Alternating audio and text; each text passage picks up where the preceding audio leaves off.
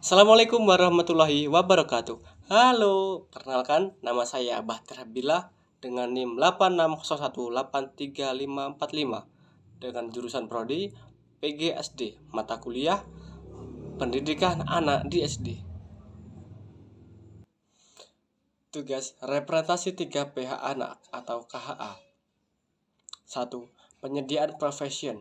Penjelasannya, hak profession menjamin pemenuhan kebutuhan dasar anak, termasuk makanan bergizi, pendidikan, dan kesehatan. Program makan siang sekolah ini merepresentasikan pemenuhan hak anak atas standar hidup yang layak dan dukungan untuk perkembangan fisik dan mentalnya. 2. Perlindungan atau protection. Penjelasannya, hak protection melindungi anak dari segala bentuk kekerasan, penelantaran, dan eksploitasi. Kasus perundungan ini menunjukkan perlunya intervensi dan kebijakan yang melindungi anak dari lingkungan yang membahayakan perkembangan emosional dan fisiknya. 3. Partisipasi atau participation. Penjelasannya, hak partisipasi memastikan anak didengar dan pendapatnya dalam hal yang mempengaruhi hidupnya. Kegiatan seperti pemilihan OSIS atau diskusi kelas memberikan ruang bagi anak untuk mengembangkan kemandirian, berekspresi dan belajar bertanggung jawab. Kesimpulan, ketiga kategori hak anak 3P saling melengkapi. Penyediaan memastikan kebutuhan dasar terpenuhi, perlindungan menciptakan lingkungan aman, dan partisipasi memberdayakan anak untuk aktif dalam masyarakat. Itulah jawaban dari nomor 1. Tugas dinamika hak dan kewajiban siswa bagi di kelas. 1. Kasus nyata. Ada siswa, sebut saja Andi, yang sering protes, menuntut haknya. Ketika dikasih tugas kelompok, dia bilang, "Bu, ini kan kelompok, kenapa saya yang harus ngerjain semua? Itu hak saya dapat perlakuan adil." Tapi di sisi lain, Andi sendiri nggak pernah bawa buku atau kerjain bagiannya, lupa kewajibannya. 2. Kewajiban yang dilalaikan. Berdasarkan teori, setiap anak punya kewajiban untuk 1. Menghormati hak orang lain. 2. Bertanggung jawab atas tugas yang diberikan. 3. Berpartisipasi aktif dalam lingkungan belajar.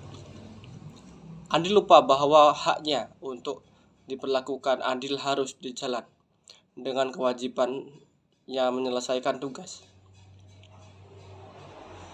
3. Solusi untuk guru. 1. Ajak ngobrol personal, bukan di depan kelas. "Andi, aku perhatiin kamu aktif banget ya. Nyuarain pendapat itu bagus, tapi bagaimana kalau kita bagi tugas lebih jelas?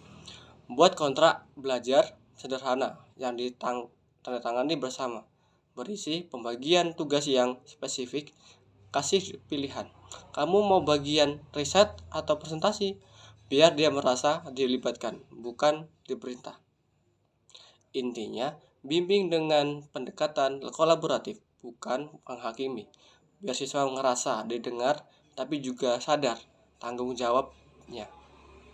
Tugas analisis sinergi perlindungan anak dalam pendidikan. 1. Peta konsep sederhana berdasarkan teori Myers. Sudah aktif. Sekolah guru, program anti-bullying, UKS. 2. Pemerintah, bos kurikulum pelatihan guru. Kurang maksimal adalah keluarga banyak orang tua hanya datang saat ambil raport. Masyarakat lingkungan sekitar sekolah kurang terlibat, termasuk dunia usaha. Argumen kritis. Peran orang tua di era digital. Kenapa orang tua krusial? Karena guru gak bisa mengawasi 24 jam di media sosial saat ini. Ancaman seperti cyberbullying, konten negatif, atau predator online terjadi di luar jam sekolah.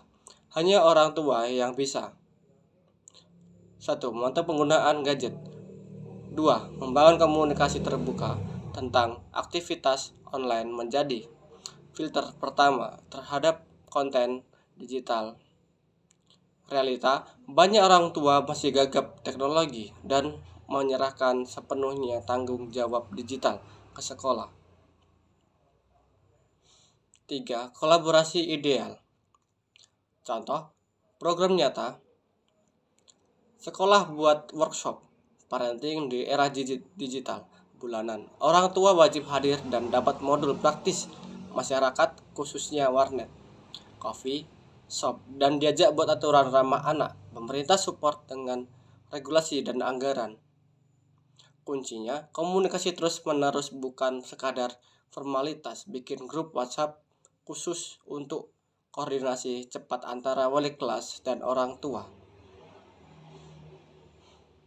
Kesimpulannya, perlindungan anak di sekolah nggak bisa jadi tanggung jawab guru doang. Butuh tim kerja, bukan sekadar struktur di atas kertas.